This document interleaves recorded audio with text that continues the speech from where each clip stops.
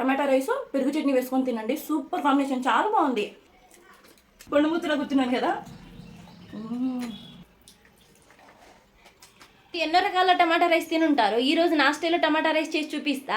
ఇలా చేసి పెట్టండి, పిల్లలు ఇష్టంగా తింటారు. నేను చూపించిన విధంగా చేస్తే టేస్ట్ కూడా చాలా బాగుంటుంది.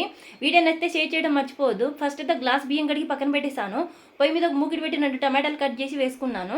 అందులో కొంచెం సాల్ట్, ఆయిల్ వేసి బాగా మగ్గిన తర్వాత పైన పొట్టు తీసేసి అందులోనే 2 ఎండుమిర్చి, 4 వెల్లుల్లిపాయలు వేసి బాగా మగ్గ పెట్టేసేయండి. అది మెత్తగా మిక్సీ పట్టి పక్కన పెట్టేసేయండి. పొయ్యి మీద ఒక దబరా గిన్నె పెట్టి కొంచెం ఆయిల్ కానీ నెయ్యి కానీ వేసి అందులో బిర్యానీ ఆకులు, బిర్యానీ మసాలా వేసి ఉల్లిపాయ, పచ్చిమిర్చి, టమాటా వేసి కొంచెం పుదీనాకు వేసుకోండి, టేస్ట్ బాగుంటుంది. అది బాగా మగ్గిన తర్వాత అల్లం వెల్లుల్లి పేస్ట్, కారం, పసుపు, ఉప్పు వేసుకొని రైస్ వేసి కలిపేసేయండి. ఒక కొంచెం 1/2 టేబుల్ స్పూన్ మసాలా వేసుకోండి. ఒక గ్లాస్ రైస్కి 2 గ్లాసులు వాటర్ అయితే నేను పోస్తున్నాను. మీకు పొడి పొడి కావాలంటే తక్కువ పోసుకోండి.